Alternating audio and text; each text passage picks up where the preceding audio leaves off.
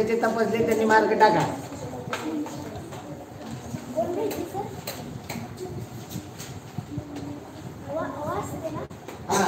अर्णव वाजते 96.25. हा अथर्व वाजते 96.25. ठीक आहे. गुरव कांचन गुरव 97.50. चला पेपर चालू करतोय आपण. नलवडे पेपर तपासा, मार्क टाका. चला विद्यार्थी मित्रांनो पहा पेपर.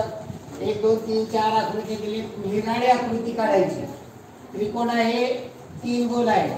चौकोन 3च गोल आहे. चौकोन 4 गोल आहे. पंचकोन 5 गोल आहे. म्हणजे आतून जेवढी आकृती रेषांची आहे तेवढे गोल बाहेरून पाहिजे. त्यामुळे पर्याय क्रमांक 2 निघेल बाहेर. इथे चौकोन आहे म्हणजे 4 गोल हवे होते. तर उत्तर पर्याय क्रमांक 2. त्याच्यामध्ये आलेली अक्षरे पहा. RUN इथं काय आहे? केच्या ठिकाणी के आलाय. आरच्या ठिकाणी RUN इथं के आलाय. त्यामुळे वेगळा निघेल पर्याय क्रमांक 3. चला पुढे तिसरा प्रश्न. तिसऱ्या प्रश्नात काय केलेले? 2च गोल एकात गुंतलेले. एक मोकळा आहे. 2 गुंतले एक मोकळा आहे. 2 गुंतले एक मोकळा आहे. इथे 3ही गोल एकात गुंतले. त्यामुळे उत्तर पर्याय क्रमांक 4. कांचन गुरव 97.50. चला उत्तर टाकत चला. तिसरा झाला प्रश्न. तिसऱ्याचं उत्तर पर्याय क्रमांक 4 आहे. चौथा प्रश्न घ्या. चला बर्गे बरोबर, नलवडे बरोबर. चौथा प्रश्न घ्या. चौथा प्रश्न काय आहे? पहा या ठिकाणी जर पाहिलं तर छोट्या भागामध्येच आहेत अधिकची चिन्ह. मग इथे कसं बघायचं कसं? तर आकृती जर तुम्ही पाहिली अधिकच्या चिन्हानंतर या ठिकाणचा जो आहे हा त्रिकोण जो आहे अधिकच्या चिन्हानंतरचा त्रिकोण हा लघुकोन त्रिकोण. घड्याळाच्या दिशेने पाहिलं अधिक लघुकोन त्रिकोण. अधिक घड्याळाच्या दिशेने पाहिलं अधिक नंतर काय येतोय? काटकोन येतो. काटकोन त्रिकोण येतो. इथं घड्याळाच्या दिशेने अधिक नंतर कोणता येतोय? लघुकोन त्रिकोण. इथे अधिक नंतर घड्याळाच्या दिशेने वेगळा कोणता निघेल? म्हणजे ही साध्या सोप्या टेक्निक आहे. या टेक्निक खूप महत्वाच्या आहेत तुम्हाला. हो की उभ्या आकृती करत बसायला आता तिथे पेपर फिरवत बसायचा का असा गाडी फिरवल्यासारखा? मग तुम्हाला टेक्निक काय सांगितलं? घड्याळाच्या दिशेने पहा. घड्याळाच्या दिशेने पहा. अधिकच्या चिन्हानंतर काय आहे? लघुकोन त्रिकोण. हा काटकोन त्रिकोण. म्हणजे इथे घड्याळाच्या दिशेने पाहिलं अधिक नंतर घड्याळाच्या दिशेने पाहिलं अधिक नंतर घड्याळाच्या दिशेने पाहिलं अधिक नंतर घड्याळाच्या दिशेने पाहिलं अधिक नंतर. किती सोपं आहे. फिरवायची गरज आहे का? म्हणजे ह्या गोष्टी त्याच्या टेक्निक मध्ये महत्वाच्या. ही पद्धत वापरली कधी तुमचं चुकणार नाही. पण पाहायचं काय? घड्याळाच्या दिशेने घड्याळाच्या विरुद्ध दिशेने आरशातलं पाण्यातलं. बुद्धिमत्तेमध्ये फक्त एवढंच पाहिजे. आरशातलं पाण्यातलं सममित घड्याळाच्या दिशेने घड्याळाच्या विरुद्ध दिशेने. एवढे 4-5 घटकाची तुम्ही चांगली तयारी केली ना, नवोदयाला 100% तुम्हाला बुद्धिमत्तेमध्ये 50पैकी 50 मार्क पडले. आणि बुद्धिमत्तेमध्ये 50पैकी 50 पडले की पुढला मेरिट लागायला काय अडचणीचं नाही. एखादा दुसरा प्रश्न जरी चुकला तरी अडचण नाही. घाबरायचं काय कारण नाही. किती पडले सर? गणितामध्ये बुद्धिमत्तेत 50पैकी 50 काढले ना तुम्ही, मग तुमचं टेन्शन फ्री. चला पुढे. मग हे टेक्निक लक्षात ठेवा. प्रश्न काय? आकृती हुबेहूब जुळणारी. दोन्हीकडे बाण आहेत सगळीकडे. इथे बाण नाही. आपण दोन्हीकडे बाण सगळीकडे आहेत. नंतर काय?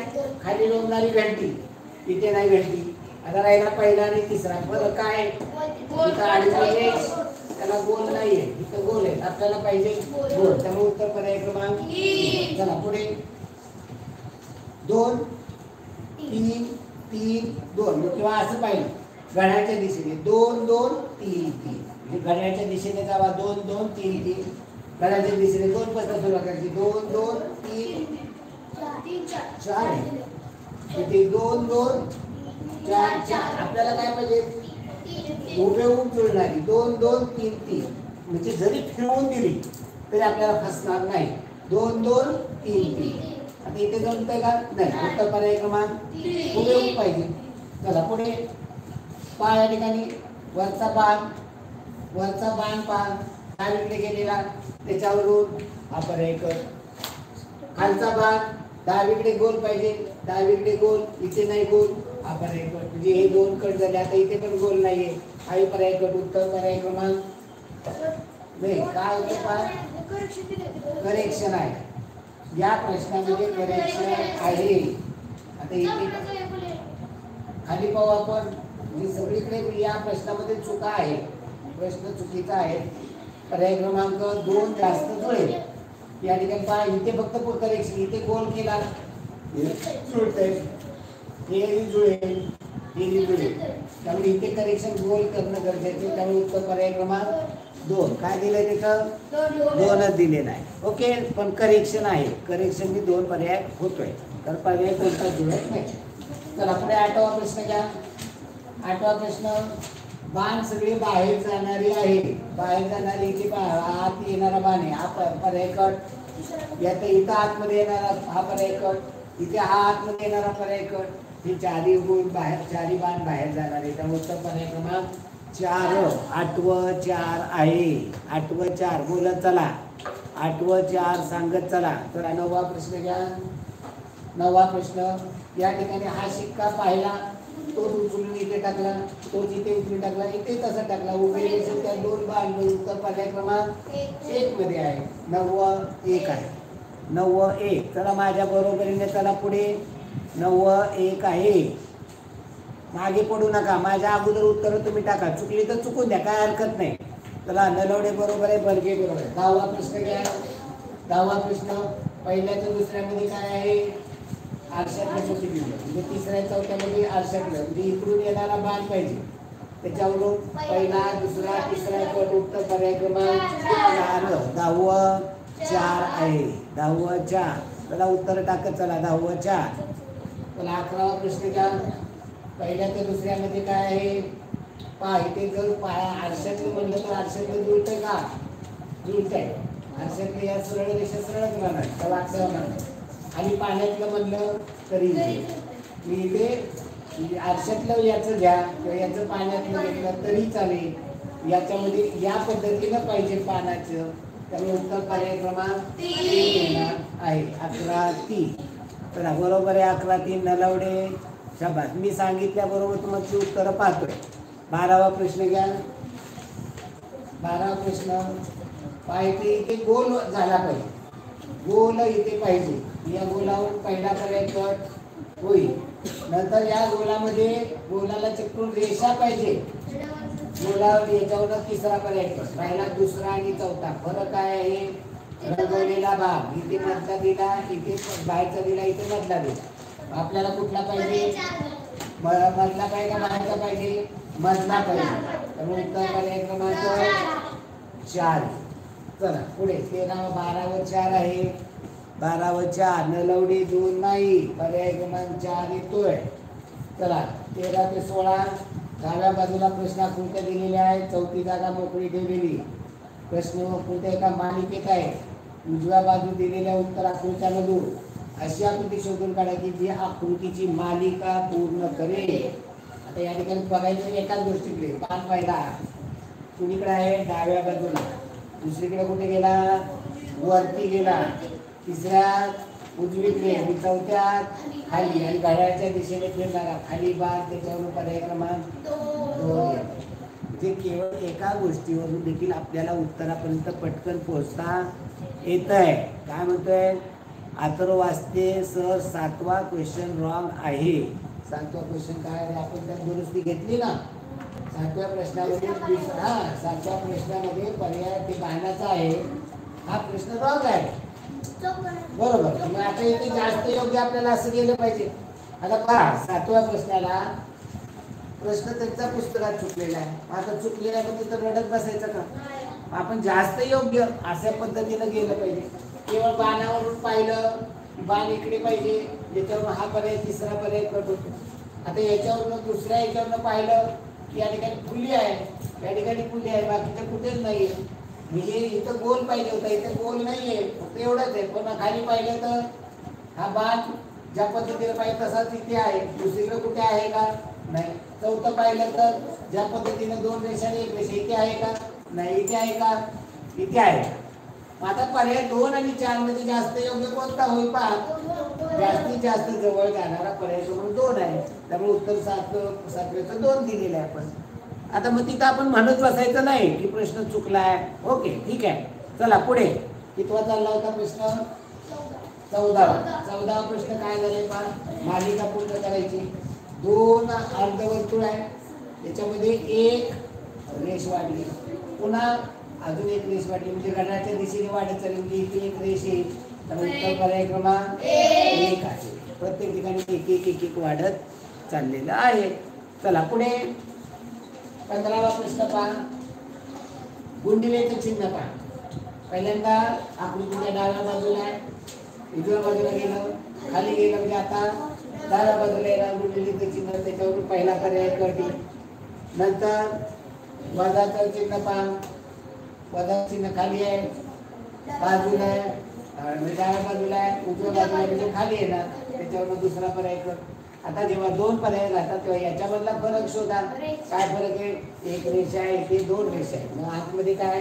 पहिल्यांदा डाव्या कोपऱ्यातून रेष वर आली, उजव्या कोपऱ्यातून आली, डाव्या कोपऱ्यातून आली म्हणजे आता उजव्या कोपऱ्यातून. त्यामुळे पर्याय क्रमांक 3 येणार आहे. याच्या 2 रेषा हा पर्याय कळतो. चला 15चं उत्तर पर्याय क्रमांक 3 आहे. 15-3 बरोबर आहे. बर्गे, नलवडे, घनवट बरोबर आहे. चला 16वा प्रश्न घ्या. 16वा प्रश्नामध्ये अधिकचं चिन्ह पहिल्यांदा पहा. डाव्या बाजूला वरती आहे, दुसऱ्या मध्ये डाव्या बाजूला खाली, उजव्या बाजूला खाली, उजव्या बाजूला वर, म्हणजे घड्याळाच्या विरुद्ध दिशेने अधिकचं चिन्ह फिरत आहे. त्याच्यावरून उजव्या बाजूला वर पाहिजे, हा पर्याय कट होईल, हा पर्याय कट होईल, हा पर्याय कट होईल. उत्तर पर्याय क्रमांक 4 येणार आहे. चला पुढील प्रश्न घ्या. 17 ते 20 मध्ये प्रश्न 4 आकृत्या दिलेल्या आहेत.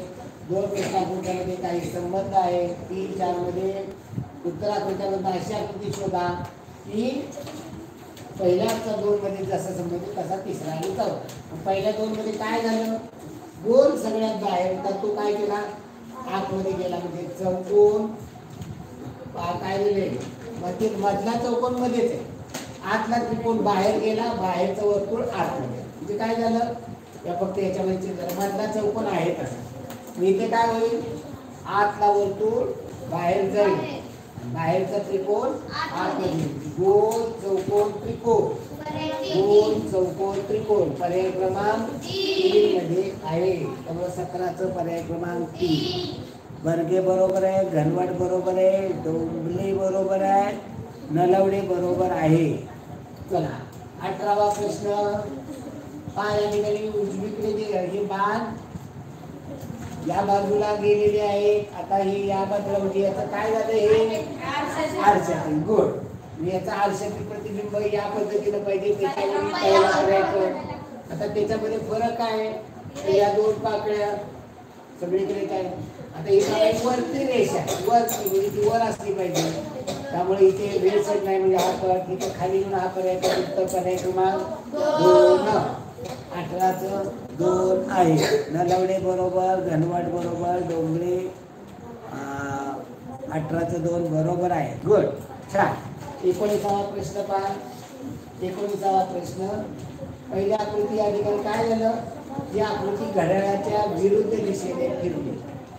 ही आकृती घड्याळाच्या विरुद्ध दिशेने फिरली, म्हणजे ही पण घड्याळाच्या विरुद्ध दिशेने फिरवा. उत्तर पर्याय क्रमांक 4 येणार आहे. बरोबर आहे का? बघा उत्तर सूचीमध्ये त्यांचं वेगळं आहे का? बघा बरोबर आहे. चला 21 ते 24 मध्ये चौरसाचा एक भाग दिलेला आहे, डाव्या बाजूला दुसरा भाग दिलेला आहे. आकृत्यामधून अशी आकृती शोधायची, चौरस पूर्ण होईल.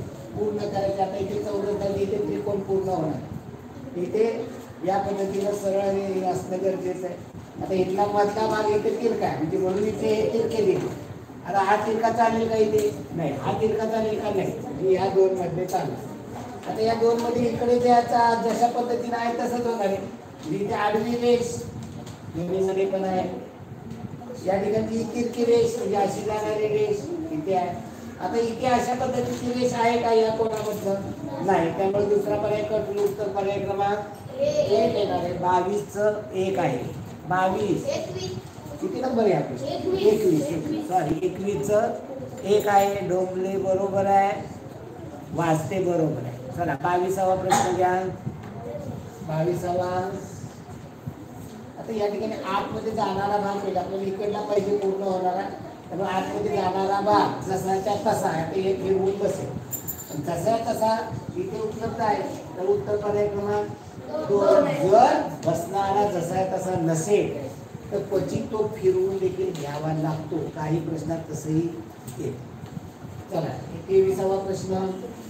या ठिकाणी पहा, या ठिकाणी हा जर आकार बसवला तर त्रिकोण तयार होणार आहे. त्रिकोण तयार करायचे सगळे. असा चौरस पूर्ण होणारा अशा पद्धतीचा आकार कुठेही दिलेला नाही. इथला त्रिकोण तयार होण्यासाठी इथे या पद्धतीचा पाहिजे, तो फक्त इथंच आहे. हा चालणार नाही, हा जसा तसा दिलेला आहे. फक्त इथला गोल त्रिकोण पूर्ण केला म्हणजे हा पर्याय कट होईल. हाही चालणार नाही, हाही चालणार नाही. उत्तर पर्याय क्रमांक 1 येणार आहे. 1 दिला की तो काटकोन त्रिकोण तयार होईल. 24वा प्रश्न पहा. या ठिकाणी उभी रेष, तिरकी रेष आत जाणार. उभी रेष, तिरकी रेष आहे काही तर नाही. उभी रेष, तिरकी रेष आत जाणार आहे. उभी रेष, तिरकी रेष आत जाणार. उभी रेष, तिरकी रेष पाहिजे ज्या पद्धतीने तशी नाही, म्हणजे हा कट होईल. 2 आणि 3 मध्ये जास्त योग्य कोणता?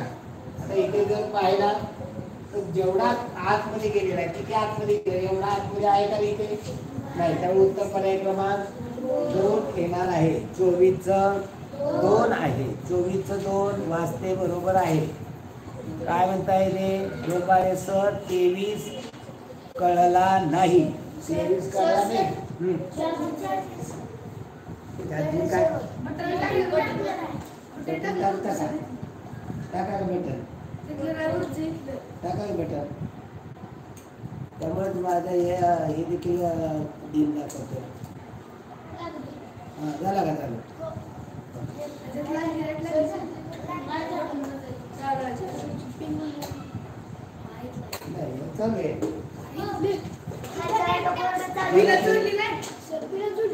जोडा ना, जोडा.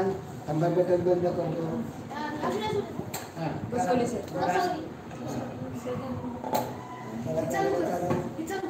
चालू करा आता.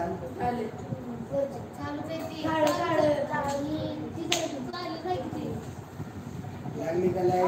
ओके आले बघा. आता इथे माझं चालले, हे पण फुल दाखवते. ओके 23वा कळला नाही. 23वा काय म्हणतोय?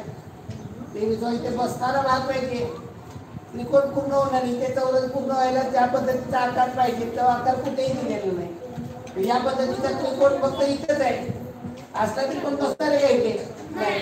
हा बसेल का? नाही. हा बसेल का? नाही. म्हणजे केवळ याच्यावरून पाहिलं तरी बारकाईने लक्षात येते 23चं 1 आहे. चला पुढे. कोणता चालला होता? 25चा. 25 झाला का आपला? 24 झाला. 25वा प्रश्न का? येतं आरशातलं प्रतिबिंब यनचं पाहिलं. केवळ यन वरून आपल्याला पर्याय करतो. यन आपल्याला या ठिकाणी डाव्या बाजूला आहे, उजव्या बाजूला, तो डाव्या बाजूला येणार आहे. डाव्या बाजूला यन ज्या पद्धतीला पाहिजे त्यानुसार पहिला आणि चौथा पर्याय कट. आता यन पहा सेम आहे. आता येतं आरशातलं प्रतिबिंब तसं येतं. उलटा होईल का? म्हणजे आज सी कट होईल. उत्तर पर्याय क्रमांक 2. 25 2 बरोबर आहे. घनवट बर्गे बरोबर आहे. अडचण ओके सर, थँक्यू. ओके चला 26वा प्रश्न घ्या. वरती जाणारा बाण वरती जाणारा पाहिजे, तो खाली येणार नाही. वरचा बाण खाली जाण्याचा संबंध येत नाही. हा गड उत्तर पर्याय क्रमांक 3 आहे. झेड या ठिकाणी तो या पद्धतीने. 26चं 3 आहे. 26 3 आहे. 27 घ्या. 26 2 घनवट कसे काय म्हणताय? 26चं 2 कसं येईल? 26चं किती येईल उत्तर? 2 मध्ये उलटा बाण झाला. कसं शक्य आहे 26चं? 27ला घ्या. पहा गोल उजव्या बाजूला वरच्या भागात आहे. आता डाव्या बाजूला वरच्या भागात आहे. त्या गोलावर पहिला, दुसरा, चौथा कट होईल. चौथा खालच्या भागात आहे. इथे वरच्या भागात आहे. तर उत्तर 27चं पर्याय क्रमांक 3 हा 4 3 येणार आहे. 27 3. 28वा प्रश्न पहा. या ठिकाणची तिरकी रेषा उजव्या बाजूला येईल, डाव्या बाजूला येईल.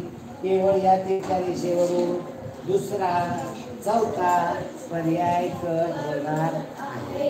राहिला पहिला आणि तिसरा. फरक आहे या रेषा, या रेषांमध्ये फरक. मी इथे बाहेर जाणारे रेषा, मी इकडे पण त्याचं आरशाच्या बाहेर जाणारे होणार. त्यामुळे उत्तर पर्याय क्रमांक एक येणार आहे. जशा तशा राहणार नाही, त्यामुळं पर्याय क्रमांक एक. चला 29 ते 32 कागदाला दुमडून पंच केलेले आहे. आता पंच केलेलं आपल्याला ते पंचिंग व्यवस्थित बघायचं, लक्षात ठेवा. हे आरशातल्या पाण्याच्या प्रतिबिंबाशी निगडीत असतं. खालून वर गडी घातली, इकडून गडी इकडे घातली, पुन्हा गडी वर घातली, 3 टिपके केले. जेव्हा हे खाली उडेल 1 2 3 म्हणजे 3 आणि 3 6 टिपके कुठे आहेत? इथे आहेत, इथे आहेत. इथे आहेत का? इथे आहेत का? दुसरा, चौथा कट. आता राहिला पहिला आणि तिसरा. आता मला सांगा, या तिरके असणारे 6 टिपके खाली जेव्हा उघडतील तेव्हा ते अशा पद्धतीने तिरके होते का असे राहतील जसे तसे? नाही. त्यामुळे उत्तर हे पहिलं कट उत्तर पर्याय क्रमांक 3 आहे. 29 3 29 3 29वा प्रश्न 3 आहे. चला 30वा प्रश्न घ्या. 30वा प्रश्न. वरून खाली गडी घातली, गडी इकडून इकडे गडी घातली आणि या ठिकाणी हा आकार कापले. इकडे उघडला, हाच आकार या ठिकाणी. या पद्धतीने दोन्हीकडे आकार. फक्त पर्याय क्रमांक 3. हे वरती उघडले, याचं पाण्यातलं प्रतिबिंब वर. त्यामुळे उत्तर पर्याय क्रमांक 3. 30चं 3 30चं 3 बरोबर आहे. चला 31वा प्रश्न घ्या. धनवड बरोबर. 31वा प्रश्न. घडी तिरकी अशी घातली, घडी इकडून इकडे घेतली, इथे कापणी कापलेली. आता जेव्हा ही घडी इकडे उघडेल, ही उभी कापणी इथे आडवी होणार आहे. ही उभी कापणी इथे आडवी होईल. ही जेव्हा इकडे उघडेल तेव्हा या आडवीची इथं उभी होईल आणि इथं आडवी. म्हणजे इथे 2 उभ्या कापण्या, इथे 2 आडव्या कापण्या. पर्याय क्रमांक 3 मध्ये आहे. 31चं 3 आहे. 32वा प्रश्न पहा. नलवडे 22वा चाललाय, 32वा प्रश्न चाललाय. आपण तुमचे 22वा प्रश्नामध्ये आहे. 32वा प्रश्न पहा. वरून गडी घातली, इकडून गडी घातली, इथे कापलेला आहे, खाली पण कापला. जेव्हा हे इकडे उघडेल तेव्हा याचं आरशातलं प्रतिबिंब इथे, याचा आरशातलं खाली. इथे दोन्हीकडे व्ही, उलटा व्ही कापलेला, याच्यावरनं पर्याय 1 येतोय. 2 मध्ये 2 व्ही पाहिजे होती, आहेत का? नाही. इथे तर व्हीच नाही, इथे 2 व्ही नाही. म्हणजे केवळ एवढ्यावरून पाहिलं तरी उत्तर पर्याय क्रमांक 1. नंतर याचं पाहिलं, हे 2 अर्धे अर्धे व्ही जेव्हा वरती उघडेल तेव्हा व्हीला व्ही जोडेल म्हणजे कापली आहे. उत्तर पर्याय क्रमांक 1 आहे. 32चं 1 आहे. चला 33वा प्रश्न घ्या. 33वा प्रश्न. 33वा. हे तुकडे जोडायचे आहेत आणि आकृती करायची आहे. आता यातले आकार पाहिजे. 2 आयत आहेत, एक त्रिकोण आहे, एक चौकोन आहे. 2 आयत आहेत काय? 2 आयत. पर्याय कट. 2 आयत आहेत का? नाही. पर्याय कट. 2 आयत आहेत. चौकोन पहा. पेन्सिलीच्या आकाराचा चौकोन. पेन्सिलीच्या आकाराचा चौकोन आहे. यात पेन्सिलीच्या आकाराचा चौकोन आहे का? दोन्ही त्रिकोण आहे. त्यामुळे हा कट उत्तर पर्याय क्रमांक 3. किती सोपं आहे. फक्त बघण्याचा दृष्टिकोन बदला, सोडवण्याचा विचार करण्याची पद्धत बदला, 100% कमी. आडवा आयत, 2 उभे चौकोन. आयत उभे 2 चौकोन आहेत का? होते नाही. त्याकडे आयत 2 चौकोन आहेत, आयत 2 चौकोन आहेत. यात आयत 2 चौकोन आहे. आता दुसरा आणि तिसरा यातला योग्य कोणता? आता हा आयत एवढा मोठा आहे का? नाही. इथे खालचे 2 चौकोन आहेत. आता इथे पहा, हा जरा थोडासा पाहिला तर हा उंचीला कमी आहे, पण जास्त योग्य कोणता? पर्याय क्रमांक 2. चला पुढे 35वा प्रश्न पहा. या ठिकाणी हा आकार पहा, चोचीसारखा चौकोनी आकार आपल्याला पाहिजे. चोचीसारखा आकार आहे का याच्यात? आहे का? नाही. यात चोचीसारखा आकार आहे. यात चोचीसारखा आकार आहे का? कुठं चोचच नाही. यात चोचीसारखा आकार आहे का? नाही. उत्तर पर्याय क्रमांक 2. बघा आता बघायचं. चोचीसारखा आकार नंतर आपल्याला हा चौकोन पाहिजे. समलंब चौकोन याला म्हणतात. समलंब चौकोन आहे. पेन्सिलीसारखा चौकोन आहे. उत्तर पर्याय क्रमांक 2 35 2. चला 36वा प्रश्न घ्या. पहा या ठिकाणी जो कर्वचा आहे आणि नंतर इकडे कोण आहे. आता हा इथे बसू शकेल, हा फिरून इथे बसू शकेल, अशी आकृती पाहिजे. इथं आहे, इथे पावर एवढा मोठा आहे का हा कर्वचा आकार नाही. ज्याकडे इथे कर्वचा मिळतो, पण त्रिकोणाचा आकार नाही. इथे त्रिकोणाचा आकार आहे का? हा कसला आकार आहे? पंचकोनचा. पंचकोन आहे का आपल्याला? नाही. त्यामुळे इथे कर्वचा आकार जुळत नाही. त्रिकोण जुळतो तर पहिलं कर्वचा आकार जुळत नाही. इथे कर्वचा आकार जुळतो तर त्रिकोण जुळत नाही. इथे कर्वचा आकार मोठा आहे तर तो जुळत नाही. इथे कर्वचा आकार जुळतो, त्रिकोण जुळतो. त्यामुळे उत्तर पर्याय क्रमांक 1 36 1. नलवडे बरोबर आहे, बर्गे बरोबर आहे. छान. चला पुढील प्रश्न 37वा. लपलेली दडून बसलेली आकृती शोधा. दडून बसलेला हा यक पाहिजे. आता या ठिकाणी यक जर आपल्याला पाहिजे असेल तर तो मध्यभागी रेष आली पाहिजे. आहे का इथे मध्यभागी रेष? नाही, यात नाही चालू. याच्यामध्ये पहा बरं, आहे का रेष? नाही. याच्यामध्ये पहा वरती रेष, हा यकचा वरती रेष, खालची रेष आहे का? आहे. यात यकची रेष नाही. तो इथे फिरवून घ्यावा लागेल.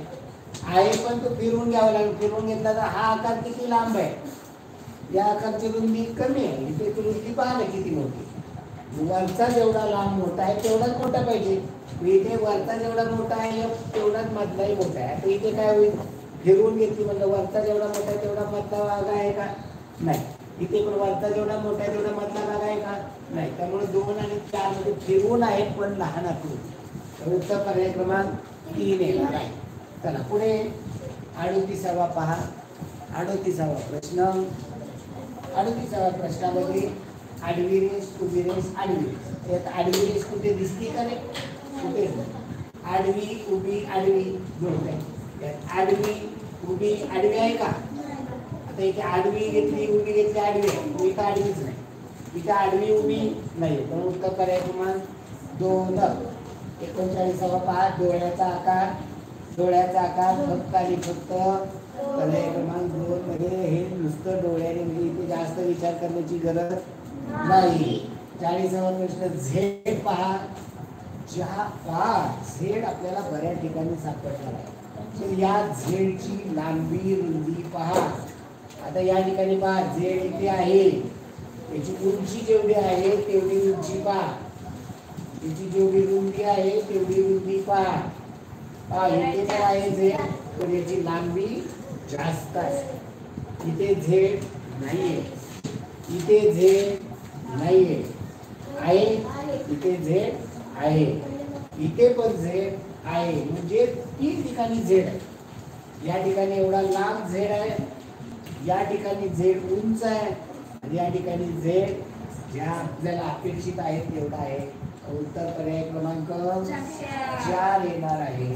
मला तसं 3 पण जुळते, पण 3 मध्ये याची उंची पहा कमी, याची उंची जास्त आहे.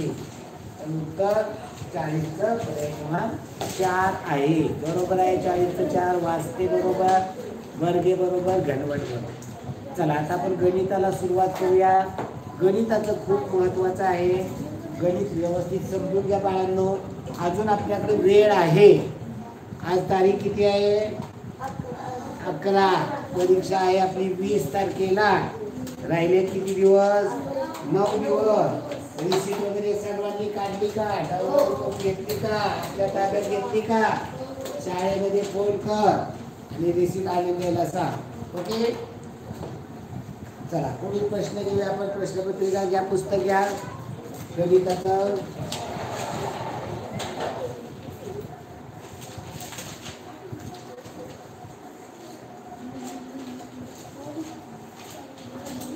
गणितामध्ये सुलभीकरण केल्यास उत्तर काय येते? 15.1 अंशाचे 2. कोण बोलतो रे? मला याचं कच्चं काम पाहिजे वहीमध्ये. मी तपासणार आहे.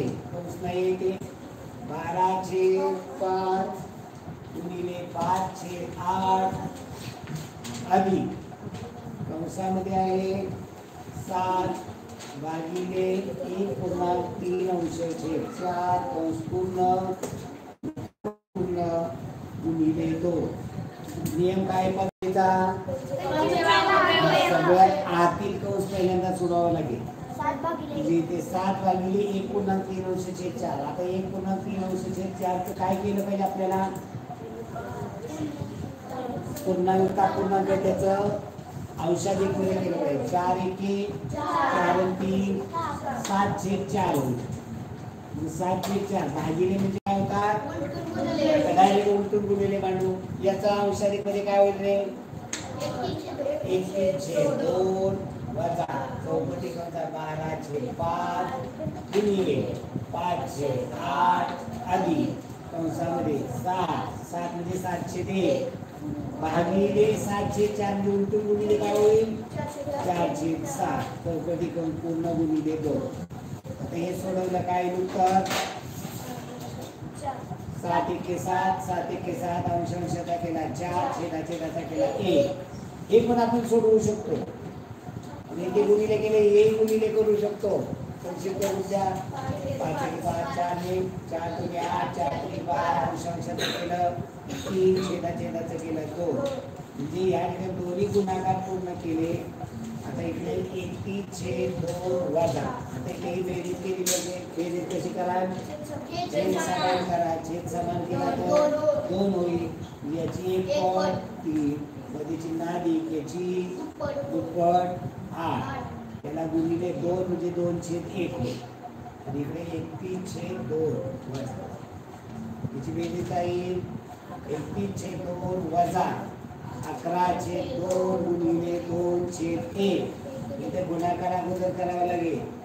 बे उत्तर काय येईल इथे? 11/1 म्हणजे 31/2 वजा 11/1. त्याचे छेद सारखा करा 2 होईल. इथे छेदाची 1 पट 31 पट 31 वजा इथे छेदाची दुप्पट अंश दुप्पट 22. 31 मधनं 22 गेले 9/2. आहे का असं उत्तर? त्याच्या पूर्णांक 1 अंश छेद 2 आहे. याचा अंशाधिक मध्ये आहे तो म्हणजे याचा पूर्णांक केलं तर 2/8 बाकी राहिली 1/2 असे उत्तर येतं. पण आपल्याला हे उत्तर दिलेलं आहे. त्यामुळं 41 पर्याय क्रमांक 3 41 3%. 41 वाजते बरोबर आहे. तुला 42 लिहून घे. चला बाळांनो लिहून घ्या कारण हे खूप महत्त्वाचे प्रश्न आहे. हे आपल्याला परीक्षेला येणार आहे. 42 5 3 गुणिले 5 यांची गुणिले असलेल्या पहिल्या 100 नैसर्गिक संख्यांची संख्या किती आहे? 3 आणि 5 ची गुणिले तिथे लिहिले आपण ते समजूया. गुणिले 3 आणि 5 ची गुणिले म्हणजे 3 आणि 5 ने भाग जाणारी संख्या गुणिले म्हणजे 3 आणि 5 ने भाग जाणारे 3 आणि 5 चा लसावी किती?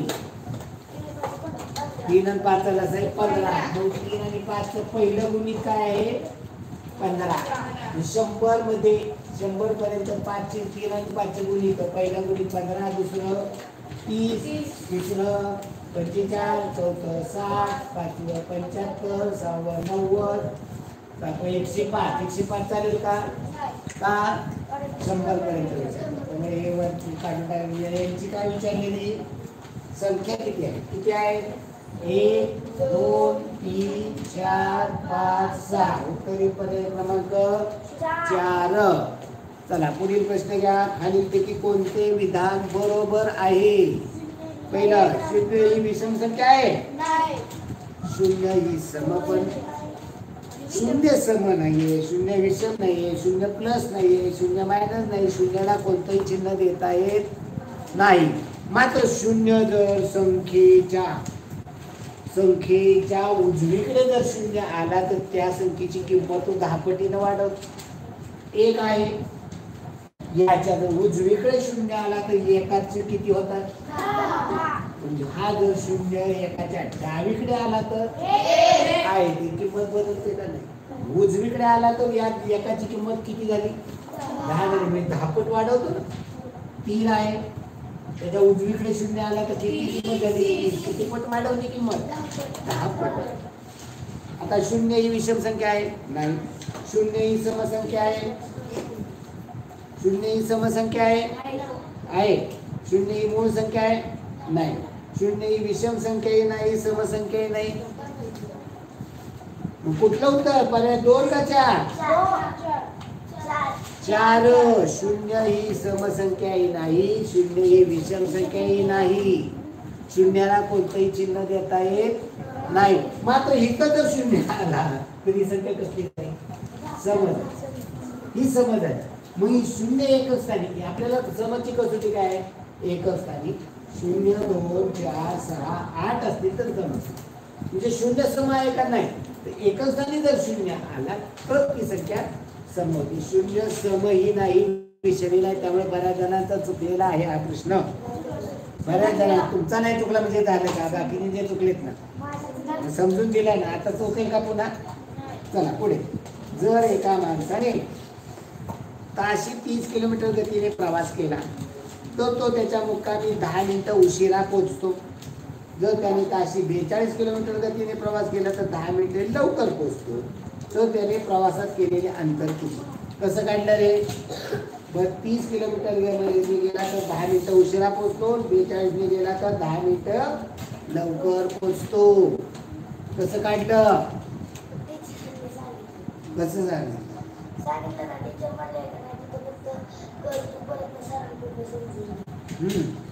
म्हणजे हा प्रश्न खूप महत्वाचा आहे. पहा इथे पर्याय कट पद्धत वापरा. पण 30 आणि 42चा लसावी काढत बसायचं नाही किंवा त्याची सरासरी पण काढायची नाही. इथे पहा पहिला पर्याय आपण घेऊ 35 किलोमीटर. दुसरा पर्याय 35 किलोमीटर समजून घेऊ. 35 किलोमीटर. आता इथं अंतर पहा काय म्हणले? 30 किलोमीटर वेगाने 42 किलोमीटर वेगाने. आता 30चा आणि 42चा लसावी काढा. पहा 30 किलोमीटर वेगाने प्रवास केला तर 10 मिनिटं उशिरा पोहोचतो. 42 किलोमीटर वेगाने गेला तर 10 मिनिटं लवकर पोहोचतो. आता उत्तर या ठिकाणी आपण अंतर 35 किलोमीटर घेऊया. अंतर आपण पर्याय कट पद्धत वापरतोय. अंतर 35 किलोमीटर भागिले काय? हे सूत्र आहे. वेळ बरोबर अंतर भागिले वेग. वेग अंतर आपण काढले 35. 35 भागिले वेग किती? पहिल्यांदा 30 किलोमीटर. किती वेळ लागेल? आता हे मिनिटामध्ये उत्तर, हे तासामध्ये येतं. याला मिनिटात करण्यासाठी याला गुणिले 60 करा. जे मिनिटात येईल उत्तर म्हणजे तुम्हाला नक्की कळेल. शून्याला शून्य गेला किंवा 3 एके 3, 3 दुने 6, 35 दुने 70 मिनिट. 30 दुने 60.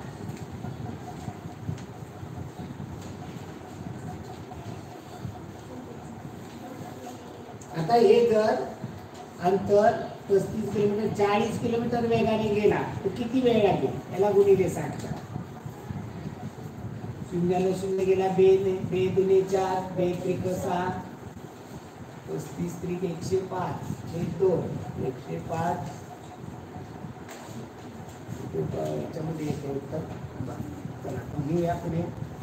17.5 इकडून घेतली 1.5 इथे 43.35ची 1.5 52.5 मिनिटे. इथे उत्तर 10 मिनिटाचा फरक येतोय का? म्हणजे 10-20 मिनिटाचा फरक पाहिजे का?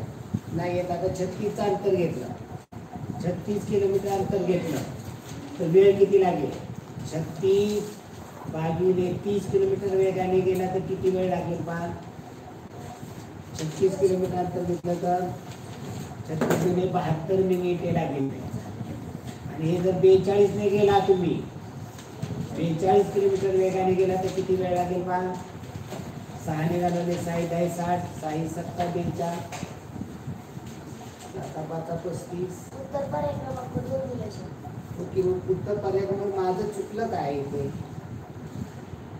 35 किलोमीटर वेगाने गेला तर 10 मिनिटे उशिरा पोहोचतो. 42 किलोमीटर वेगाने गेलं तर 10 मिनिटे लवकर पोहोचतो. इथे काहीतरी गल्लत होती. इथे आपण चुकलोय. पहा इथे 42 आपण इथे 40 ने केले त्यामुळे चुकले. 42 किलोमीटरने गेला त्यामुळे आपल्या गणितात चूक झालेली होती. 42 किलोमीटर वेगाने गेला तर 35 किलोमीटर अंतर 42 किलोमीटर वेगाने गेला तर किती वेळ लागेल? 6 भागाला 6 10 60 6 7 42 7 5 35 6 5 50 मिनिट.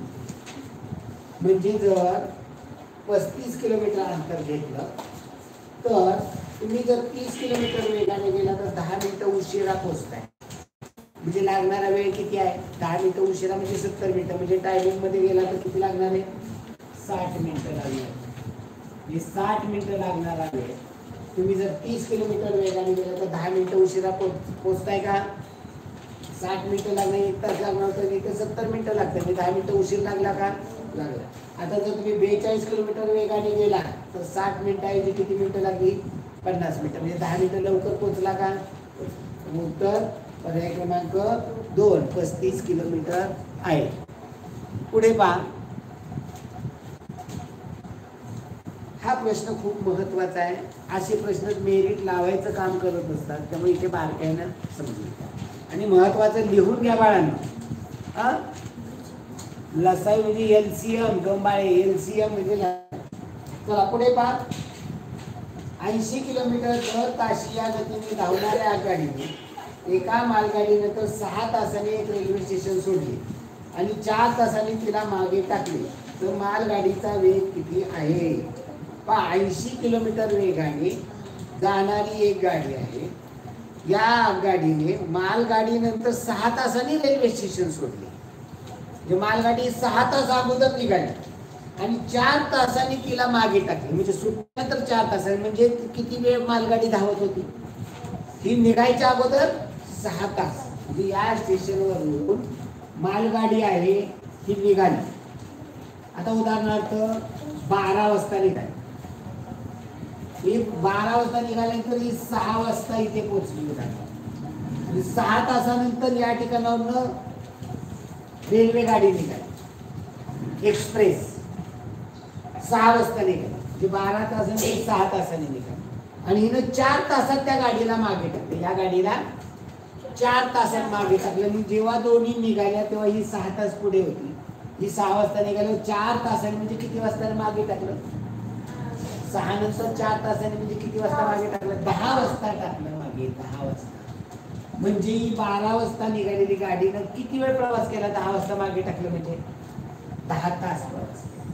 म्हणजे मालगाडीनं 10 तास प्रवास केला, तेव्हा या एक्सप्रेस गाडीनं 4 तास प्रवास केला. मग काय म्हणलेले? 80 किलोमीटर वेगाने ही एक्सप्रेस धावते. 4 तासात तिला मागे टाकलं म्हणजे 4 तासात तिने अंतर किती पार केलं एक्सप्रेसने? 320 किलोमीटर अंतर. आणि एवढा अंतर जायला मालगाडीला किती वेळ लागला? 10 तास. 320 अंतर जायला 10 तास लागले. म्हणून या मालगाडीचा वेग 320 भागिले 10 म्हणजे काय? 32 किलोमीटर पर आवर वेगाने मालगाडी धावते आहे. त्याला उत्तर येईल पर्याय क्रमांक 1. दर साल दर शेकडा 8 दराने 6600 मुद्दलाचे सरळ व्याजाने 4 वर्षात किती रुपये होते? 4 वर्षाचं व्याज काय? मदक भागिले 100. मुद्दल आहे 6600. दर आहे, दर किती आहे? 8%. कालावधी 4 वर्ष भागिले 100. 2 शून्याला 2 शून्य गेले. 66 गुणिले 8 गुणिले 4. आता जर तुम्ही हा गुणाकार केला 8 चौक 32, 32चा पाडा येईल का? अगोदर हा गुणाकार करा. 66 ला 8 ने गुणा. 8 48, 8 4, 8 48 4, 528 ला 4 ने गुणा. 4 8 32, 2 3, 4 गुणे 8 3 1100. चले 4 25 आणि 21. एवढं काय झालं? व्याज झालं. नुसतं व्याज देऊन चालेल का? व्याज बरोबर मुद्दलही दिलं पाहिजे. व्याज 2112. मुद्दल आहे 6600. असे एकूण किती द्यावे लागतील? 8712. पर्याय क्रमांक नाही. 8% दराने 6000 रुपये, 6600 रुपयाचे 4 वर्षात किती रुपये द्यावे लागले? आता 2112 पण नाही आणि 8712 पण नाही. काय दिलेलं उत्तर आहे? 46चं 46वा चाललाय. किती दिले? 5000 रुपये व्याज. नाही हो, 46 2 दिले पण उत्तर पर्यायामध्ये नाहीये. हा हा पण उत्तर पर्यायामध्ये नाहीये, मग यांचं कसं काय बरोबर आलं?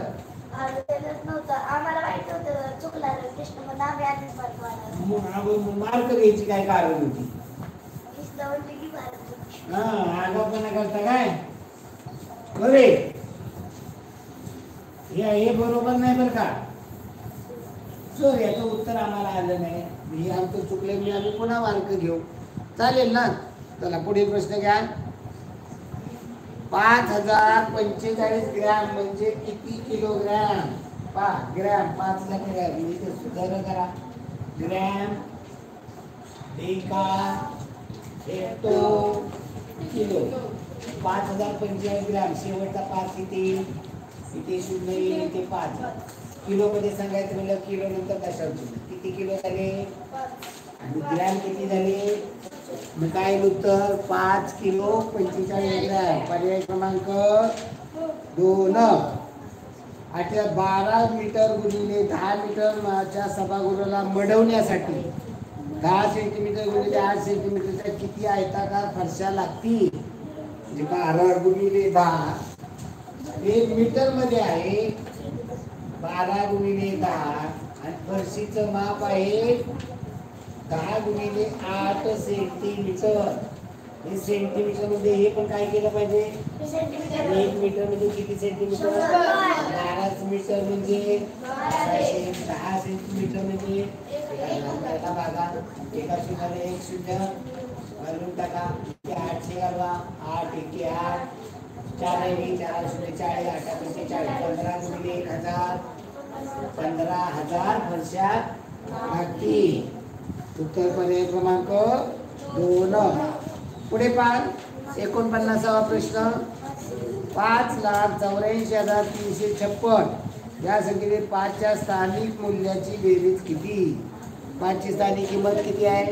5 लाख आणि दुसऱ्या 5ची स्थानिक किंमत 50. त्याची बेरीज काय येईल? 5,50,000. अर्चना डोंबाळे बरोबर आहे. 8,712.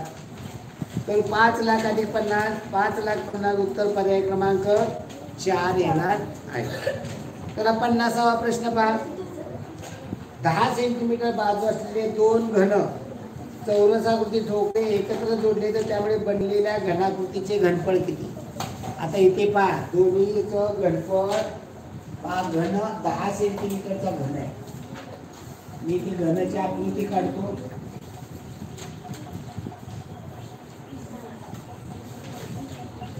बोलतोय हा एक घन आहे, त्याची लांबी 10 आहे, उंची 10 आहे, रुंदी पण 10. त्याचं घनफळ किती येईल रे? 10 गुणिले 10 गुणिले 10 1. आता अजून एक त्याला घन जोडला 2000 पाहू ना आपण. आता इथे हे जोडलेलं आहे, त्याची लांबी किती होईल? 20. रुंदी 20 होईल. उंची याचं घनफळ काय होईल? 20 गुणिले 10 गुणिले 10 किती? 2000. उत्तर किती? पण पृष्ठफळ मात्र हे घनफळ आहे म्हणून बरोबर आहे, पण पृष्ठफळ दुप्पट येत नाही. पहा पृष्ठफळ आता हे आलाय प्रश्न तर मी समजून देतो.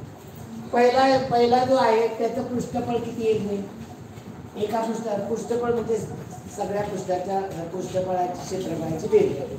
पहिला जर घन घेतला हे जोडला आलेला नाही असं समजा. याचं पृष्ठफळ एका पृष्ठाचं क्षेत्रफळ किती? 10 गुणिले 10 100. 100ची किती पृष्ठ आहेत? घनाला पृष्ठ किती? 6. 100 गुणिले 6 600 चौरस सेंटीमीटर. हे 10 गुणिले 10च्या एका घनाचं पृष्ठफळ. आता 2 जोडले तर मग 600 अधिक 600 1200 व्हायला पाहिजे, बरोबर नाही शिका? 2 घन 10 सेंटीमीटरचे एकत्र जोडले तर त्याचं 1200. आता घनफळ बघितलं ना, 1000चं 2000 झालं. पृष्ठफळ कारण की सर एक बाजू आधीच मध्ये जोडते. हा इथं आता बघा याचं दोन जोडले एकत्र तर आता याचं बघू आपण पृष्ठावर. आता हे जोडले ही किती होईल रुंदी लांबी 20 रुंदी 10 उंची 10 म्हणजे हा आकार असा जाईल. मी इथं इष्टकाची ती झालेली आहे. मी इष्टकाची तीचं पृष्ठफळ बरोबर सूत्र पहा 2 कंसात लांबी गुणिले रुंदी अधिक रुंदी गुणिले उंची अधिक उंची गुणिले लांबी याची दुप्पट करायची. इथे 2 लांबी किती आहे 20 गुणिले रुंदी 10 अधिक 10 रुंदी गुणिले उंची 10 अधिक उंची 10 गुणिले लांबी 20. इथे 10 20 गुणिले 10 200 10 गुणिले 10 100 20 गुणिले 10 200. आणि याच्या भिंतीची काय करायची दुप्पट 200 200 400 ने 500 गुणिले 2 किती 1014 सेंटीमीटर. आपण आता बघितलं 10 सेंटीमीटरचा घन असेल तर त्याचं पृष्ठफळ किती होतं 600. 2 घन जोडलं त्याचं दुप्पट होणार का होणार का 80 किती आलं 1000 आलं. घनफळ पण आपण बघितलं तेव्हा घनफळ पहिले आहे तर किती आलं 1000. 2 जोडले एकत्र तर 2000. तिथं अडचण नाही पण इथं लिहून घ्या म्हणून हे खूप गरजेचं आहे. गणित खूप महत्वाचं आहे समजून घ्या व्यवस्थित बाळांनो. चला पुढील प्रश्न पहा 150% म्हणजे किती टक्के म्हणलं की काय असतं छेद 100. 150/100. आता इथे शून्याला शून्य घालवून टाका. आता इथे छेद 10 आहे 10 म्हणजे 1 शून्य म्हणून दशांश चिन्ह 1 संख्येच्या बरोबरी उत्तर काय येणार आहे 1.5. चला पुढे प्रश्न पहा प्रश्न क्रमांक 52. एका फळ विक्याने रुपयाला 2 या दराने लिंबे खरेदी केली व 3 रुपयाला 5 या दराने विकले तर त्याच्या नफ्याची टक्केवारी केली. खरेदी पहा खरेदी 1 रुपयाला 2 एकाची काढत बसू नका. आणि विक्री वेळेला 3 रुपयाला 5 विक्री 3 रुपयाला 5 एकाची काढली तरी काय अडचण आहे अशातलं नाही. 1 रुपयाला 2 लिंब घेतली म्हणजे केवढ्याला खरेदी केलं ना लिंबू 1 रुपयाला 2 लिंबू म्हणजे केवढ्याला घेतलं म्हणजे त्याला पैशात सांगितलं तर काय होईल 50 पैसे. आणि विकलं केवढ्याला 3 रुपयाला 5 लिंब 3 रुपयाचे पैसे केले तर 300 पैसे. 300 पैशाला 5 लिंब म्हणजे 1 लिंबू विकलं केवढ्याला 300 भागिले 5 म्हणजे 60 पैसे. 300 भागिले 5 म्हणजे 60 पैसे खरेदी केलं. 50 पैशाला विकलं 60 पैशाला. नफा झाला का तोटा झाला किती नफा झाला 10 पैसे. मग इथं शेकडा नफा बरोबर नफा गुणिले 100 भागिले खरेदी किंमत 50 पैसे. 50 गुणिले 100 10 गुणिले 2 20% नफा. आलं का लक्षात. क्वचित प्रसंगी या ठिकाणी खरेदीची किंमत सारखी करावी लागते. इथं या 2 लिंब 5 लिंबाचा लसावी काढावा लागतो LCM 2 आणि 5 इथं 10 लसावी म्हणून काय करायचं 10 लिंब. आता पहा लिंबाची संख्या सारखी करायची. 10 लिंब खरेदी केली विकली पण 10 लिंब. 10 लिंबाची खरेदी किंमत 1 रुपयाला 2 लिंब मग इथं 2ची 5 पट केली म्हणजे एकाची पण 5 पट म्हणजे 10 रुपयाला 10 लिंब 5 रुपयाची ही लिंबे आहेत आणि खरेदी किंमत आहे. खरेदी किंमत 10 लिंब 5 रुपयाला गेली. आता इथे पहा 3 रुपयाला 5 लिंब विकली मग 5 ची दुप्पट 10 म्हणजे 3 ची दुप्पट 6 रुपयाला विकली म्हणजे 5 रुपयाची 10 लिंब घेतली 6 रुपयाला 10 लिंब विकली. नफा किती झाला 1 रुपये. 1 गुणिले 100 भागिले 10 इथे नफा किती होतो 1 रुपया होतो. 1 गुणिले खरेदी किंमत किती आहे भागिले किती होईल 1 रुपया नफा गुणिले 100 भागिले खरेदी किंमत किती 5 इथे 5 5 गुणिले 10 शून्य शून्य 20% नफा. म्हणजे कसंही घेतलं तरी एका लिंबावरती केलं तरी तेवढाच नफा होतो. 100 लिंबाचा केला 1000 लिंबाचा केला तरी नफाची टक्केवारी वाढत नाही. पुढील प्रश्न घ्या. 53 खालील संख्यापैकी कोणत्या संख्येला 3 4 5 व 6 यांनी पूर्ण जातो पूर्ण भाग जातो. 3 4 5 6 ने पूर्ण भाग जातो म्हणजे काय करावं लागेल 3 4 5 6 चा लसाअ 3 4 5 6. मला सांगा 3 4 सगळ्या संख्येला कशाने भागले नाही. 3 संख्येला कशाने जातो का 2 संख्येला कशाने 2 ने. या 3 ला जात नाही 5 ला जात नाही तसे तिसे लिहिले 2 दुने 4 2 3 6. आता 3 ने जातोय 3 1 3 3 1 3 ते 2 5 कसे. आता हे 2 ला 5 ला कशाने जाईल का मूळ संख्या. इथे 5 दुने 10 10 1 30 30 दुने 60 म्हणजे 2 3 3 4 5 6 ला भाग जाणारी 3 4 2 3 4 5 आणि भाग जाणारी लहानात लहान संख्या कोणती आली 60. मग 60 आहे का पर्याय नसेल तर काय करायचं 60 च्या पटीत जायचं पुढं. एका खोक्यात 500 अंडी आहे त्याची 3/25 फुटली उरलेल्यापैकी 4/5 अंडी विकली तर उरलेल्या अंड्याची संख्या किती. खोक्यात अंडी किती होती 500 500 ची 3/5 फुटली 3/25 फुटली म्हणजे किती फुटली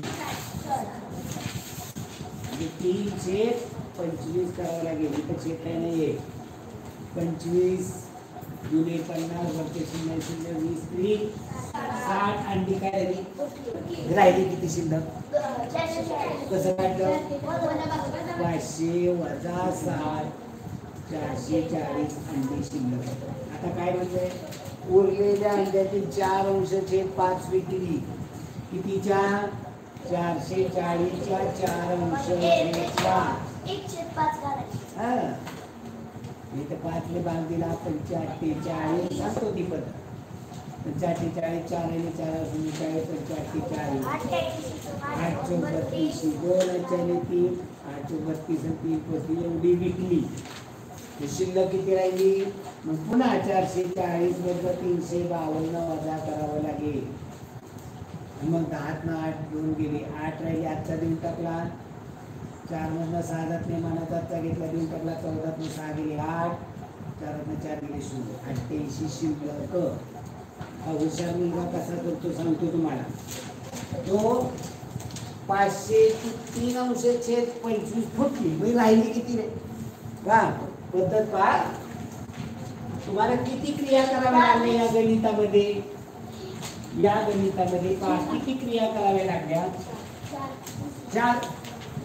पहिल्यांदा काय करावं लागलं या अंड्याचं 500 चे 3/25 काढावे लागले. नंतर वजाबाकी करावी लागली दुसरी. पुन्हा शिल्लक राहिली त्याची 4/5 काढावी लागली तिसरी. पुन्हा त्याची वजाबाकी करावी लागली 4 क्रिया. आता एक तर याच्यामध्ये कसं होतं 500 चे 3/25 फुटली म्हणजे राहिली किती 22/25. 500 चे 22/25 काढायचे एवढे शिल्लक राहिले. 25 दुने 50 वरचे 0 0 22 दुने 44 एवढी शिल्लक राहिली. एकाच क्रियेमध्ये आलो का ही आपण 2 क्रियेचे एका क्रियेमध्ये झाले. आता काय म्हणले त्यातले 4/5 विकली तर किती शिल्लक राहिली मग 4 इथं विकली तर 4/5 शिल्लक किती राहिली 440 चे 1/5 काढायचं शिल्लक राहिली 45 किती शिल्लक राहिली झालं उत्तर. म्हणजे 4 गणिताच्या प्रक्रिया करावी लागल्या. इथे 2 क्रियांमध्येच आपण उत्तरापर्यंत पोहोचलो. म्हणजे एवढं बारकाईनं करणं गरजेचं आहे समजून घेणं गरजेचं आहे. लिहून घ्या सगळ्यांनी लिहून घ्या. पुढील प्रश्न पहा 55 दुपारी 3:05 ही वेळ कशी लिहिली जाईल 3:05 3:05 आणि दुपारी 12 नंतरची वेळ आहे म्हणून काय म्हणतात हे 3:05 आहे. हे जर मांडले असे मांडले तर 3:05 होत नाही. 3:50 होती म्हणजे असे मांडतच नाहीये. चला पुढे 0 3 6 7 9 या अंकांनी पुनरावृत्ती न करता. पुनरावृत्ती म्हणजे काय न करता म्हणजे मी 5 अंकी मोठ्यात मोठ्या कमाल संख्येमध्ये आणि लहानात लहान किमान संख्येमधील अंतर. आता 0 3 6 7 9 0 3 6 7 9 मोठ्यात मोठी बनवा. 9 7 7 3 0. आता लहानात लहान बनवूया अशी बनवूया 0 3 6 7 9 4 म्हणजे इथं काय करायला पाहिजे हा 0 हा घेतला पाहिजे हा 3 बाहेर ढकलला पाहिजे म्हणजे काय होईल 3 0 6 7 9 आणि याच्यातला फरक विचारला म्हणजे काय करायला लागेल. आता 0तनं 9 जातात का मनाचा आजचा घ्या पुढल्या घरात देऊन टाका. 10तनं 9 गेले 1 3मधनं आता 8 घालवायचे. 3तनं 8 जातात का मनाचा आजचा घ्या पुढल्या घरात देऊन टाका. 13तनं 8 गेले 6 मधनं 7 जातात का मनाचा आजचा घ्या पुढल्या घरात द्या. 16तनं 7 गेले 7तनं 1 गेले 6 9तनं 3 गेले किती फरक 651. पुढील पहा एक वस्तू 557 वा. एक वस्तू 500 रुपयाला विकली आणि तोटा झाला. ती वस्तू 700 रुपयाला विकली असती तर तोट्याच्या तिप्पट नफा झाला असता. तर इथं काय करायचं पर्याय पद्धत वापरा. किंवा 500 रुपयाला विकली तर तोटा होतो आणि 700 रुपयाला विकली तर नफा होतो. याच्यामधला फरक किती आहे 200. आणि इथं काय होतो 500 रुपयाला विकली तर नफा किती तोटा किती होतो x. 700 रुपयाला विकली तर नफा किती होतो तोट्याच्या तिप्पट म्हणजे किती x ची तिप्पट 3x. याची बेरीज किती येते बरोबर 200 म्हणजे 4x बरोबर 200 x बरोबर 200 भागिले 4 उत्तर काय येईल x बरोबर 50. तर काय येईल 50. म्हणजे वस्तूची खरेदी किंमत हे 50 रुपये आपल्याला तोट्यामध्ये विकल्यानंतर विक्रीमध्ये वजा अधिक करायला लागते. 500 अधिक 50 550 रुपये त्या वस्तूची खरेदी किंमत आहे. पुढील प्रश्न घ्या वजा 1,00,000 त्याने 100 वेळा गुणल्यास गुणाकार किती. आता पहा वजा 1,00,000 100 एकदाच गुणा वजा 1 ने गुणाकार काय 1 गुणिले 1च येणार. चिन्ह मात्र वजा वजा अधिक म्हणजे 2 वेळा जर गुणलं तर उत्तर अधिक येईल. जर 3 वेळा गुणलं 1 वजा 1 गुणिले वजा 1 गुणिले वजा 1 या दोघांचा गुणाकार अधिक येणार आणि अधिक 1 आणि वजा 1 यांचा गुणाकार उभारता येईल. म्हणजे 2 वेळा 4 वेळा 6 8 10 12 14 16 18 असं समसंख्येत गुणलं तर गुणाकार काय येतो अधिक येतो. आणि 1 3 5 7 9 अशा विषम संख्येमध्ये गुणाकार केला तर गुणाकार वजा येतो. 100 वेळा म्हणजे सम आहे का विषम आहे म्हणजे गुणाकार काय अधिक येईल. त्यामुळे उत्तर पर्याय क्रमांक 1. अपूर्णांक पद्धतीमध्ये सुलभीकरण केल्या 2.75 वजा 1.25 अधिक 4.75 वजा 3.80 याचे उत्तर किती. तसं मांडलं चला 2.75 वजा 1.25 किती 1 वजा बाकी 5 गेले 0 7 गेले 5 गेले 1.5 आणि दशांश. पुन्हा काय करायचं त्याच्यात 4.75 मिळवायचे अधिक 4.75 करा बेरीज 0 5 5 7 5 12 2 चले 4 आणि 5 ने 6.0. पुन्हा काय करायचंय वजा 3.80 5 5 मधून 0 गेले 5, 2 मधून 8 जाते, मनाचा अर्थ घेतला त्याला 12 8 गेले 4, 7 4 गेले 2 दशांश गेली. उत्तर काय 2 दशांश 4 5. चला शेवटचं गणित घ्या. 60 व एका आयताकृती जमिनीची लांबी तिच्या रुंदीच्या दुप्पट आहे. 8 मीटर बाजू असलेल्या चौरसाकृती पोहण्याच्या तलावाने त्या भूखंडाचा एक अष्टमांश भाग व्यापलेला आहे. तर भूखंडाची लांबी किती? बरोबर विचार करायला लागणारा प्रश्न आहे. कोमल यादव 76.25. हा पा काय म्हणलेले पा लांबी रुंदीच्या दुप्पट आहे. आता प्रश्न व्यवस्थित समजून घ्या.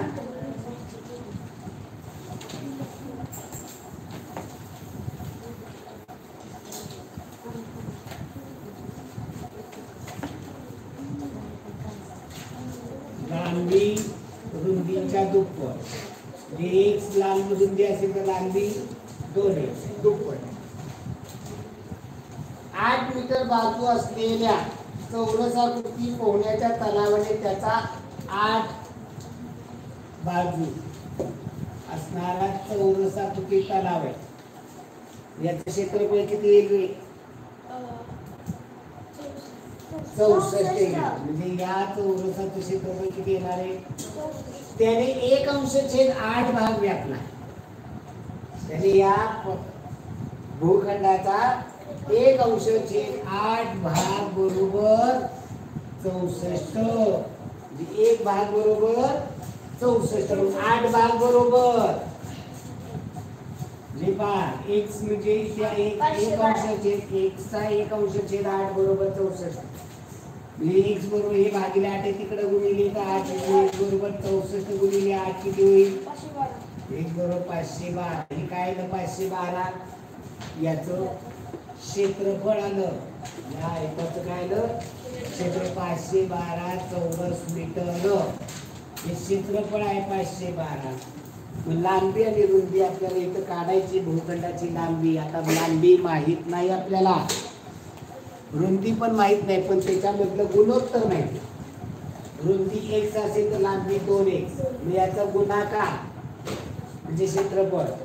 लांबी गुणिले रुंदी बरोबर क्षेत्रफळ किती येणार आहे? 512. गुणाकार येईल 2x वर्ग बरोबर 512. x वर्ग बरोबर 200. हे 2 गुणिले तिकडे पाठवले भागिले 2. x वर्ग बरोबर 2 दुनी 4. 1 राहिली बाकी एकावर 1 घेतले 11. 2 पंचे 10. 1 राहिले 1 2 12. 2 7 12. x वर्ग बरोबर याचं वर्गमूळ काढा. याचं वर्गमूळ काढा. x बरोबर 256 चं वर्गमूळ 16. 16 काय आली? रुंदी. लांबी किती? 32 मीटर लांबी. आपल्याला काय विचारलं याच्यामध्ये? विचारलं काय गणितामध्ये? भूखंडाची लांबी किती? उत्तर पर्याय क्रमांक किती येणार आहे? 2. पर्याय क्रमांक 2. रुंदी नाही लांबी विचारलेली आहे. 60चा पर्याय क्रमांक 2. किती?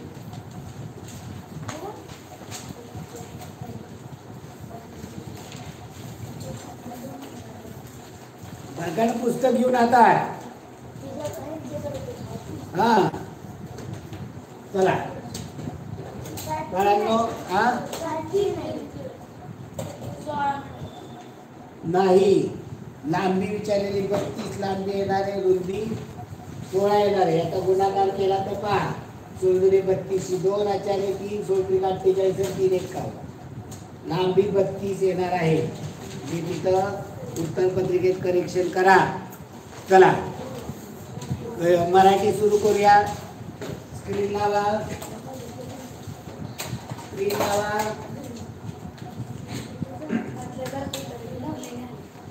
उतारे छोटे काल किती मोठे होते? त्याला नीट करा व्यवस्थित. पहिला उतारा. हा बऱ्याच वेळा आतापर्यंत वेगवेगळ्या पेपर मध्ये आलाय ना. वर प्रत्येकाने विचार केला पाहिजे. हा 4-5 वेळा झाला. सगळ्याचा डिंक च्युइंग गम 1000 वर्षापूर्वी मेक्सिकोच्या जंगलात मायन लोकांनी शोधून काढला होता. तुम्ही खाल्लाय का च्युइंगम? खाल्लाय का चिंगम? हा, चिंगम किती वेळा चघळलं तरी संपत नाही, कारण ते कधीच न संपणार आहे, कारण ते विशिष्ट डिंकापासून तयार केलेलं आहे. तर काय झाले पहा, आपल्याकडे आता ते केमिकल, आता ते कशापासून बनवतात? तर आपण जे बघितलेले प्राणी आहेत त्यातलं डुक्कर प्राणी आहे ना, त्याच्या चरबीपासून. तुम्ही किती जण मटण खातात रे यातले? एक मिनिट, मटण किती जण खातात? बरेच जण खाणारे. मला एक सांगा, मटण खाताना एक मटणाचा काही भाग हात का दिला, काही भाग असा आहे तो किती वेळा चावला तर चावतच नाही. आहे का नाही म्हणतात भाग? आणि तसा जास्त भाग असा मांजर आहे, वेगळा असतो. असा मोठ्या प्रमाणात भाग डुकराच्या मटणामध्ये असते. डुकराचं म्हणजे आता तुम्ही रान डुकराचं मटण वगैरे खाल्लं असेल तर त्यांना माहिती आहे ते लवकर चावत नाही. तशा पद्धतीने चला आपला प्रश्नाकडे वळूया. मायन लोकांनी शोधून काढला होता. त्यांना सॅपोनिलाच्या झाडातून पाझरणारा एक द्राव मिळाला. तो द्राव पाझरून बाहेर आल्याबरोबर लगेच घट्ट झाला. त्याला ते चिकल म्हणू लागले. तो सगळ्याला छान लागत असे. आजही चिकलेरो नावाचे लोक चिकल गोळा करतात. पाणी काढून टाकण्यासाठी चिकल उकळतात. त्यानंतर त्याचे साधारणपणे 30 पाऊंडाचे किंवा 14 किलोचे तुकडे बनवतात. हे तुकडे डिंकाच्या कारखान्यात पाठवतात. तिथे त्याच्या गोडीसाठी आणखी कितीतरी घटक मिसळतात. त्यामुळे ते मऊ, चविष्ट आणि रंगती म्हणजे रंगीत बनतात. एक सर्व प्रश्न, टिंबटिंबांनी चघळण्याच्या डिंकाचा शोध लावला मायन, जंगलातील मायन लोकांनी. टिंबटिंब म्हणजे चिखल गोळा करणारे मजूर. चिखलेर म्हणजे चिखल गोळा करणारे मजूर. चिखल तुकडे पाठवण्यात येतात डिंकाच्या कारखान्यात. 64 टिंबटिंबाच्या खेरीज बाकी सगळ्यासाठी चिखलमध्ये अनेक घटक मिसळले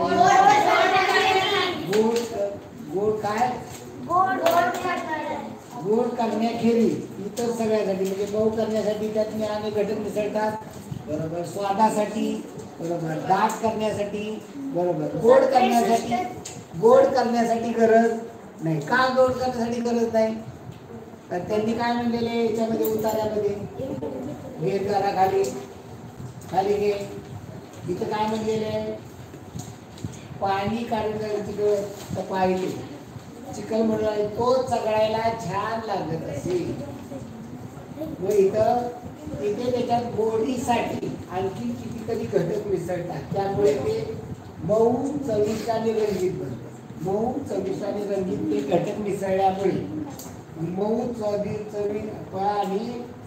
मऊ चविष्ट म्हणजे स्वादासाठी आणि दाट करण्यासाठी. उत्तर काय त्याचं 3 येईल का 4 येईल? काय दाट करण्यासाठी म्हणलंय का काय म्हणलंय? सूचीमध्ये काय रे?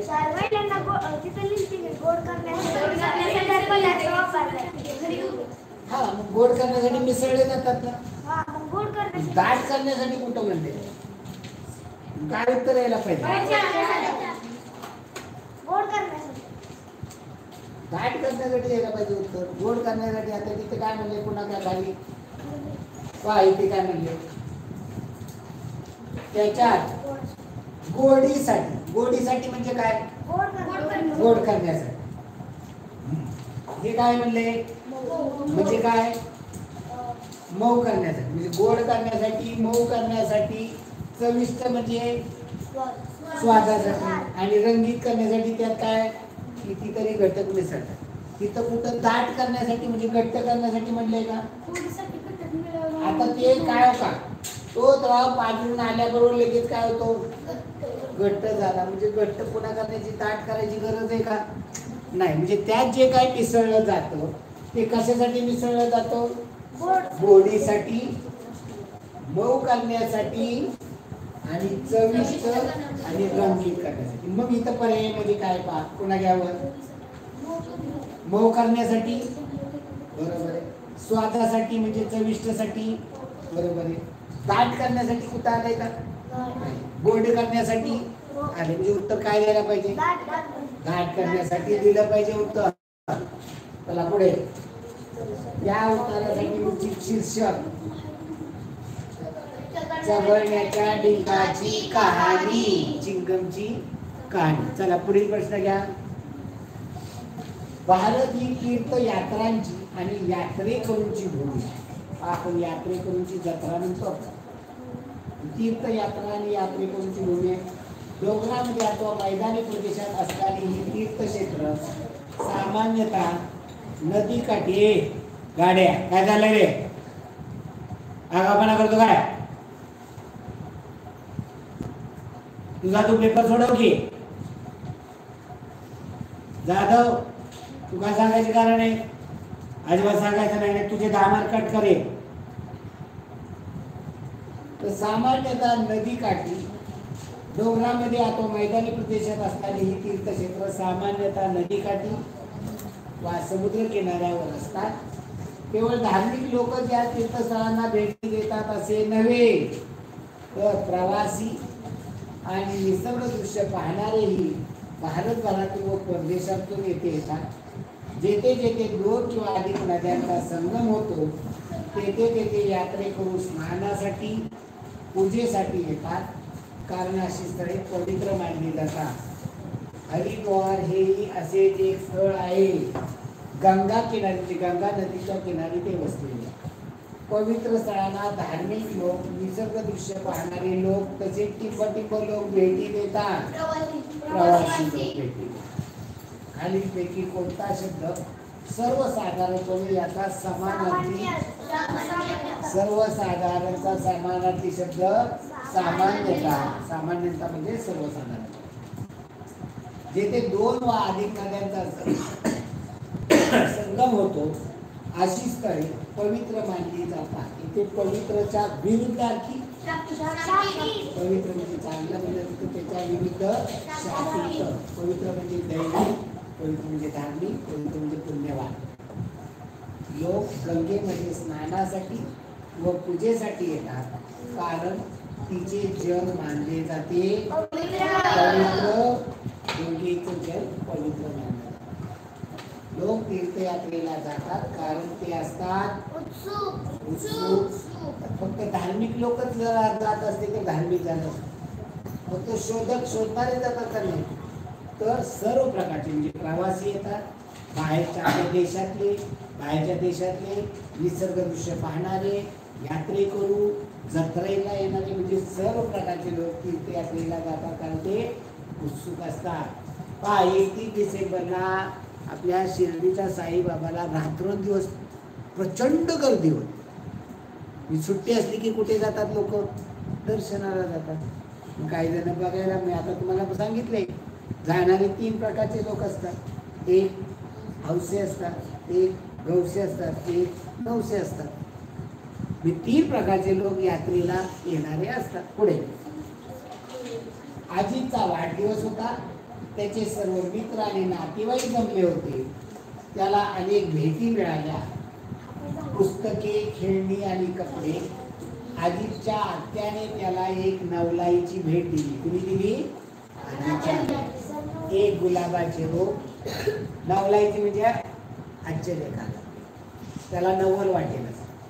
आजीला सगळ्यात आत्याची भेट आवडली कारण तिची नवलाईची गोष्ट होती. तो लगेच बागेत पळाला. त्याने ते रोप लावून टाकले. म्हणजे आत्याने काय दिलं होतं त्याला? त्या रोपाला आजीने रोज पाणी घातले. सकाळी उठल्याबरोबर तो ते रोप किती वाढले ते जाऊन पाहू लागला. एके दिवशी त्याला गुलाबाच्या 2 कळ्या डोकावताना दिसल्या. तो निरीक्षण करीत राहिला. त्या कळ्या उमलल्या आणि त्यांचे सुंदर पिवळे गुलाब झाले. किती झाले? त्याला आनंद झाला आणि तो उत्तेजित झाला. उत्तेजित झाला म्हणजे काय झाला नाही, त्याला खूप आनंद झाला. आईच्या मदतीने त्याने ती फुलं खोडली. का त्याने खोडली नाही ती? कारण गुलाबाला काय असतात, काटे. त्याने तोडले असते तर काय झालं असतं, काटे टोचले. त्याने पहिले 2 गुलाब आईला आणि बहिणीला भेट दिली. आजीने आपल्या बागेत आणखी रोपे रोवण्याचे ठरवले. रोवण्याचे ठरवले म्हणजे काय, लावण्याचे. आजीच्या वाढदिवसाची सर्वोत्कृष्ट भेट होती गुलाबाची फुलं. पुढच्या बरोबर आजी प्रथम किती कळ्या आल्या? आजीने पहिले 2 गुलाब भेट दिली आणि बहिणीला. उत्तेजितचा अर्थ भावुक. मला आश्चर्यचकित नवल भेटीचं नवल वाटलं, पण त्या कळ्या आल्यानंतर कळ्याचं जेव्हा फूल झालं तेव्हा तो खूपच उत्तेजित झाला. ही भेट मी हाताने गेलेल्या झाडाला गेली, ही भेट कोणाला देऊ नये. सगळं आश्चर्यचकित ते जास्त योग्य आहे. म्हणून मी अगोदर देखील तुम्हाला बोललो होतो, भाऊक मग कोण म्हणलं होतं, भाऊक कसं म्हणून उत्तेजित झाला म्हणजे तो कळ्या पाहिल्यानंतर आश्चर्यचकित झाला नवल. आणि ते 2 अर्थाने पाहणार होते. जेव्हा भेट मिळाली तेव्हा तो आश्चर्यचकित झाला, पण आलेली फुलं जेव्हा त्याने ती भेट पाहिली तेव्हा तो भावुक झाला की ती एक भावना त्याच्या उत्तेजित झाल्या. ती फुलं आपण बहिणीला आणि आत्याला दिली. एकाला म्हणला तर मी देवाला वाहिली तरी चाललं. उतारा चौथा घ्या. आपल्या बिया, साल आणि पाणी यांच्या औषधी फायद्यामुळे लिंबाचे झाड खेडेगावातील औषधालय म्हणून ओळखले जाते. त्याचे औषधी गुण खूप आहे. संस्कृतमध्ये त्याला अरिष्ट म्हणतात. याचा अर्थ आहे परिपूर्ण, अविनाशी म्हणजे कधी न संपणारी आणि संपूर्ण.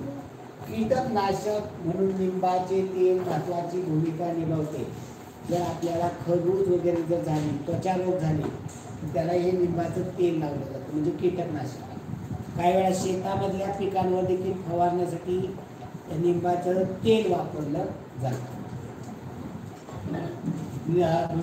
डासांच्या निवारणासाठी पर्याय ठरतो. जर कडुलिंबाची पानं वाळवली आणि त्याची काई बनवली तर ती पेटवली तर त्याच्यामुळे डास देखील पळून जातात. लिंबाच्या बियाचे गोळे खत म्हणून वापरतात. मी तेल काढल्यानंतर जी राहिली लिंबाची पेंड राहिली, तेल काढल्यानंतर बियांची, त्याचे गोळे खत म्हणून शेतामध्ये वापरतात. लिंबाच्या पानाचा लगदा कांजिण्यावर उपयोगी पडतो. जर कांजण्या झाल्या, गोवर कांजण्या एक प्रकारचा आजार आहे, तर त्या तिथं या लिंबाच्या झाडाचा पानाचा लगदा वापरला जातो, म्हणजे पानाची पेस्ट करून लावली.